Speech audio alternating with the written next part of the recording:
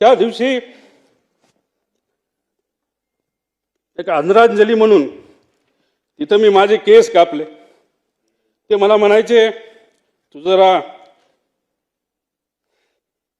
शारीरिक वजन वाढले, तू जरा शारीरिक वजन कमी कर, पण राजकीय वजन वाढव. मी नुसतं म्हणायचो हो करतो, पण मी त्यांना शब्द देतो की माझी हेअरस्टाईल मी अशीच ठेवेल, शारीरिक वजन कमी करेल, राजकीय वाढवेल. पण एक गोष्ट मात्र खरी, ते मला म्हणायचे वरचं बटन वरपर्यंत लावत जा, पण काकांना एक सांगायचे 40-50 वर्षानंतर मी तेव्हा तुम्हाला भेटेल, तोपर्यंत मी बटन असंच उघडे ठेवणार. त्यावेळेस मात्र तुम्हाला भेटल्यानंतर हे बटन मी त्या ठिकाणी लावेल, कारण शेवटी हे बटन असं ठेवल्यानंतर तुमची आठवण त्या ठिकाणी मला नक्कीच त्या ठिकाणी येईल.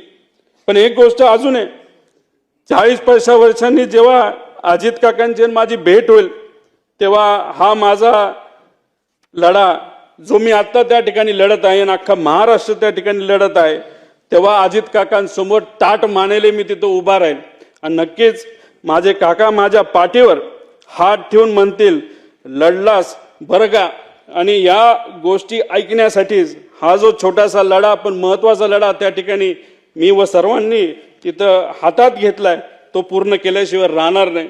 आणि दादांच्या अपघातात जो कोणी जबाबदार असेल, जो कोणी दोषी असेल, त्याला तुरुंगात टाकल्याशिवाय आणि शिक्षा दिल्याशिवाय आम्ही तर त्या ठिकाणी शांत बसणार नाही. तो कितीही मोठा असला आणि कुणी काय असलं तरी आम्ही घाबरणार नाही. त्याच्याच बरोबर मला काकींना या ठिकाणी सांगायचं, काकी तुमच्या राजकीय पुढच्या प्रवासामध्ये या छोट्या कार्यकर्त्यांचं तुमच्या या पुतण्याचं जिथं कुठं तुम्हाला मदत लागेल ती मदत करण्यासाठी मी सदैव त्या ठिकाणी तयार असेल. एवढंच या ठिकाणी सांगतो, जेवढं बोलेल तेवढं कमी आहे.